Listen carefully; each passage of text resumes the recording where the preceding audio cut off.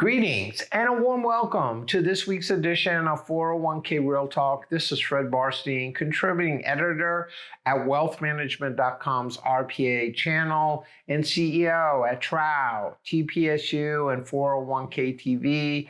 I review all of last week's stories and select the most important and interesting ones, providing open, honest, and candid discussion you will not get anywhere else. So let's get real.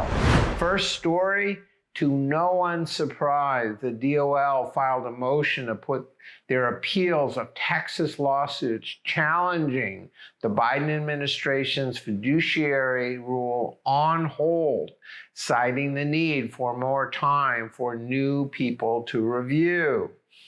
It's deja vu all over again, as Trump's EPSA division in his first tenure did not defend court challenges to the Obama rule, which eventually died.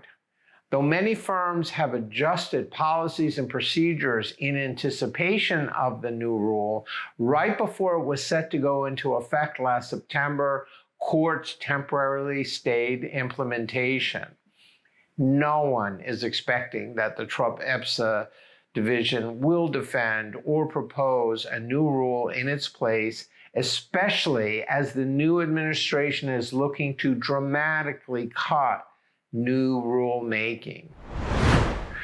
Next story. Speaking of the DOL, Dan Aronowitz, president of Encore Fiduciary and insurer of employee benefit plans, has been nominated to head the DOL's EPSA division. A staunch critic of ERISA lawsuits, many of which he has characterized as frivolous, opining that the DOL, not trial lawyers, should be protecting employees, Aronowitz will be facing immediate decisions about the fiduciary and ESG rules. Though in theory, the DOL should have stepped in to defend DC participants against blatant conflicts of interest and mismanagement, because they did not, it opened the door for attorneys like Jerry Schlichter to successfully file lawsuits on behalf of DC participants. Let's hope that EPSA is more proactive under Aronowitz in defending DC employees, as he indicated they should.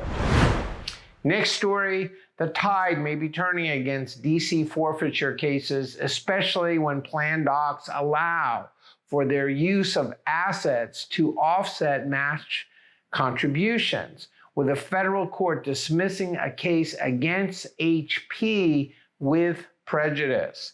The court stated that a company retains discretion on whether to pay plan expenses out of the plan trust, noting that as settlers, they can determine how assets are deployed, and as fiduciaries, make sure that these directives are followed properly. They also cited a proposed IRS rule that allows for the practice.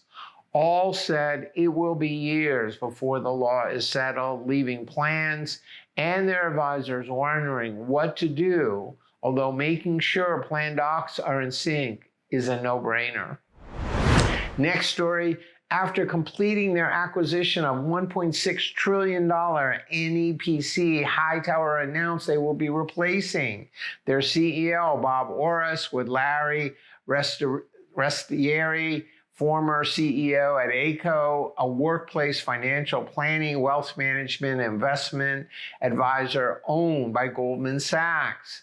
Though Hightower, owned by Thomas Lee, has grown from $60 billion under management to $250 billion as a result of 50 acquisitions under Oros, who joined the firm in 2019, and now over $1.8 trillion, including NEPC, experts believe that Thomas Lee wants more organic growth, favored by Wall Street for publicly traded companies, especially with private capital getting more expensive. The firm reportedly took Hightower off the market last year after not getting attractive offers. Though Hightower touted NEPC's access to alternative investments and institutional money management as key drivers for the deal, perhaps Restieri's workplace experience will enable Hightower's over 600 advisors to offer wealth services to NEPC's millions of DC participants, leveraging the convergence of wealth and retirement at work.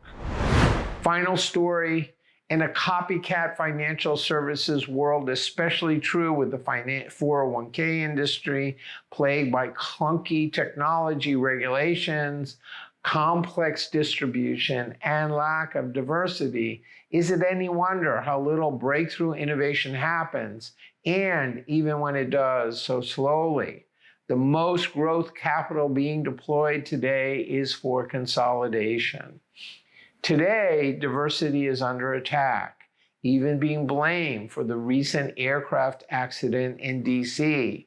And while it will be hard to push for more diversity just for its own sake in any environment, but especially now, it might have a chance if it can be proven to yield better results.